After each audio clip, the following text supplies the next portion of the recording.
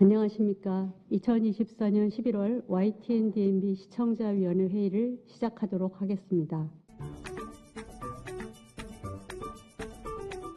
일부에서 한국 게임의 글로벌 위상에 대해 강조하며 세계 1위라는 큰 목표를 이야기한 데 반해 2부에서는 해외 게이머가 한국 게임에 대해 잘 알지 못하는 모습이 강조되면서 이야기의 흐름이 끊기는 느낌을 받았습니다. 각 부분에서는 개별적으로 이해가 되었지만 시리즈의 통일성과 연결성 측면에서는 다소 산만하게 느껴졌습니다. 프로그램이 전하려는 메시지를 더욱 잘 전하려면 각 부의 흐름을 보다 일관되게 조정하여 시청자가 한 방향으로 몰입할 수 있도록 연출을 개선할 필요가 있어 보입니다. 반면 게임의 문화적 확장성과 세계적 영향력을 소개한 부분은 매우 인상 깊었습니다. 전통 음악과 웹툰 IP 등 한국적 요소들이 게임 콘텐츠로 확장될 수 있는 가능성을 다룬 점은 신선했고, 이로 인해 많은 기획자들도 유익한 인사이트를 얻을 수 있었을 것이라고 생각됩니다. 특집 1, 2부를 거쳐 산촌 농가의 안식처이자 새로운 돌파구로 커다란 경제적인 가치를 창출하는 숲의 경제적인 측면이 프로그램 내내 많이 강조되었습니다. 숲의 가치를 숫자로 환산하면 그 가치는 총 405조 원, 그중에서도 54만 개의 일자리와 259조 원에 달하는 공익적 가치를 가지며 인제 자작나무 숲 그 단독의 경제적 효과가 441억 원이라고 수치는 알려주었는데, 그 산출된 수치의 속 내용이 무엇인지, 어떤 항목으로 어떻게 구성이 된 것인지 알려주는 도표 등의 자료 제시가 없었던 것은 매우 아쉬운 점이었습니다.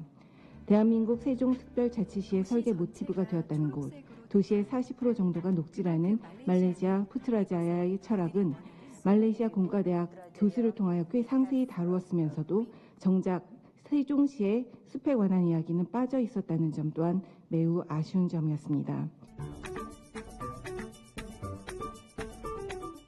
이 프로그램은 물론 게임에 대한 일정한 지식과 게임 산업에 관심이 있는 시민들이 주로 시청할 것으로 예상됩니다만, 게임과 게임 산업에 대한 관심은 있으나 전문적인 지식이 부족한 시민들도 시청할 것으로 생각됩니다. 이러한 상황에서 일부 11분 24초 부분의 자막, 게임 안녕 서울 이태원 편, 시네마 컷신 중에서의 시네마 컷신이나 14분 46초 부분 자막, 게임 피해 거짓, 시네마 컷신 중에서의 시네마 컷신은 표기 자체도 일관성이 없을 뿐더러 그 용어가 무엇을 의미하는지 게임에 대한 지식이 부족한 시청자들이 과연 이해할 수 있을까 의문이 듭니다. 또한 2부에서는 IP라는 용어가 특별한 설명 없이 노출되어 방송 내용에 대한 시청자의 이해를 어렵게 하고 있습니다.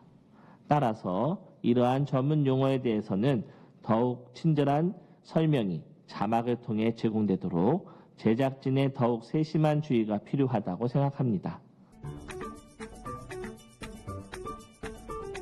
프로그램의 파급 효과에 의해 볼 때 잘 만든 프로그램이라면 시청자에게 주는 효과나 메시지도 그만큼 커질 수밖에 없습니다. 그런 측면에서 제작자의 메시지는 정말 중요합니다. 이 프로그램은 인간 중심적 시각에서 숲이 주는 경제적 가치에 초점을 맞추고 있지만, 보다 거시적이고 환경적 관점에서 지구 생태계나 환경적 가치도 생각해 볼 필요가 있습니다. 나무로 만든 제품 생산이나 래프팅 등 힐링 교육 프로그램의 과정에서 숲이 잘 보존되고 있는지, 제품 생산 과정에서 발생하는 환경오염이나 숲 피해 요소, 관광객 활성화로 인한 숲의 보존 문제 등 지속 가능한 숲 환경이 가능한 것인지, 이런 점도 전문가의 서로 다른 관점과 시각에서 함께 다루어 줄 필요가 있습니다. 또한 우리가 누리는 것과 함께 우리가 숲을 위해, 환경을 위해 할 수 있는 일이 무엇인지, 이런 것도 제시해 준다면 인간 중심적 숲이 아니라 인간과 자연이 함께 공생하는 더불어 사는 숲이 가능해지지 않을까요?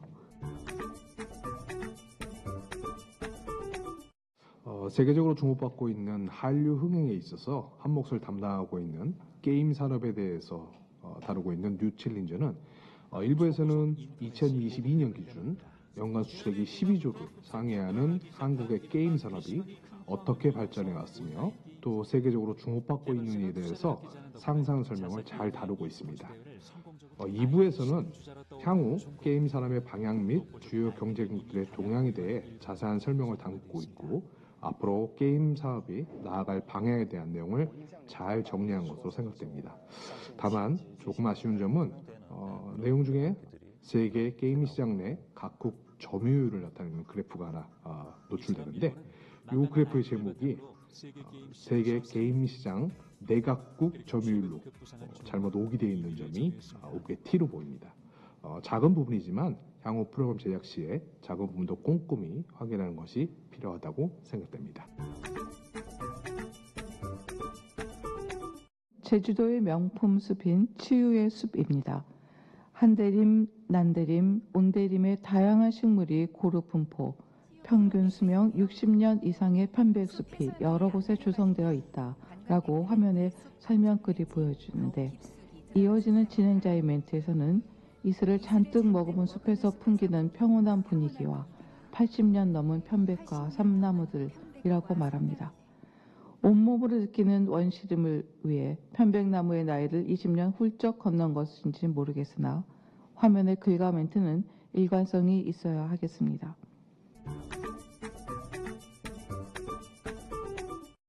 이부는 한국 게임 산업의 미래를 다루며 일본과 중국과의 경쟁 속에서 한국 게임의 독창성과 문화적 잠재력을 강조합니다. 포켓몬고 같은 증강현실 게임이 사용자 경험을 확장하는 사례로 제시되며 한국 게임이 이러한 기술 혁신을 통해 발전할 수 있는 가능성을 보여주었습니다.